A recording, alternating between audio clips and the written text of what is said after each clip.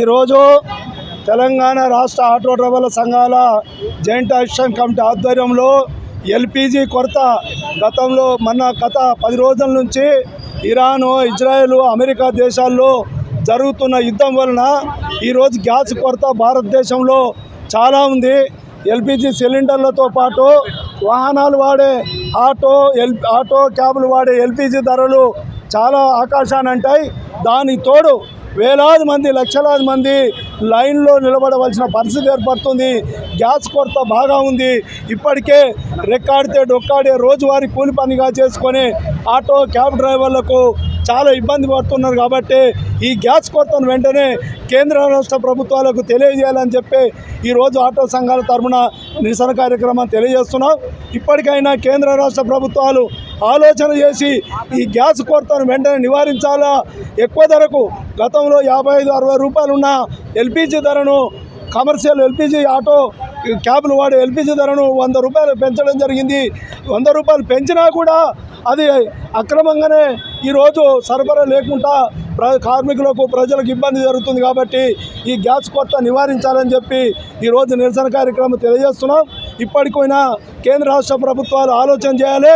Auto డ్రైవర్లు గత 2.5 సంవత్సరాల నుంచి అనేకమైన ఇబ్బందులు పడుతున్నారు.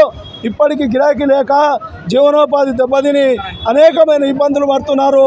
ఆ సమయంలో ఎల్పిజి ధరలు భారీగా పెరగడం వలన, ఎల్పిజి ధరల వలన, షార్టేజ్ వలన ఆటో డ్రైవర్లకు, క్యాబ్ డ్రైవర్లకు తీవ్ర ఇబ్బంది జరుగుతుంది. కావున కేంద్ర రాష్ట్ర ప్రభుత్వాలు వెంటనే ఆటో డ్రైవర్లను, క్యాబ్ డ్రైవర్లు ఆదుకోవాలని చెప్పి కోరుతున్నాం. అదేవిధంగా ఈ అసెంబ్లీ సమావేశాలు ప్రారంభమైన ఈ రోజు నుంచే మా ఆటో డ్రైవర్ల సమస్యల పరిష్కారం కోసం గతంలో అనేకమైన ఉద్యమాలు చేశాం.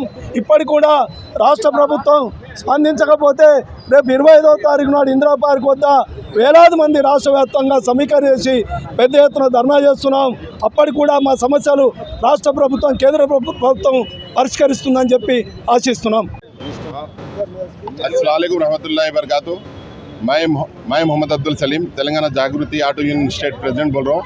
पहले जो है ना ऑटो वाले जो है ना फ्री बस से बहुत परेशान रहने की वजह से, फिर जो है ना दूसरा 2 व्हीलर रैपिडो के परेशानी से पहले परेशान है ऑटो ड्राइवर। अब जो है ना नया एक मोदी सरकार जो है ना हम के ऊपर गैस के जो रेटा बढ़ गए हैं और गैस शॉर्टेज होने की वजह से बहुत ऑटो वाले परेशान है। गैस नहीं मिलने की वजह से ये प्राइवेट गैस एजेंसी जो है ना 93 रुपीज़ जो है ना गैस दे रहे हैं, जबकि जो है ना HP और इंडियन ऑयल जो है ना 63 रुपीज़ में दे रहे हैं। लेकिन वहाँ पे शॉर्टेज बता रहे हैं, लेकिन प्राइवेट एजेंसीज़ के पास 93 रुपीज़ गैस है। तो हम जो है ना वो पुराने 12 साल से मीटर नहीं बढ़ने की वजह से गैस का भी रेट बढ़ गया है। तो हम ऑटो वाले कहाँ क्या करना, पहले 100 चिल्लर ऑटो वाले जो है ना आत्महत्या कर लिए, खुदकुशी कर लिए। और ये कांग्रेस गवर्नमेंट अब ये जो असेंबली बजट में जो है ना हमारा वेलफेयर बोर्ड और मीटर बढ़ाने के लिए कंपलसरी जो है ना हमारे लिए कुछ ऑटो वालों के लिए सोचना, बोल के मैं रेवंत रेड्डी सरकार से मैं डिमांड कर रहा हूँ। और रेवंत रेड्डी सरकार ने जुबली हिल्स के इलेक्शन में वादा किए थे हम ऑटो वालों को सपोर्ट करते बोल के।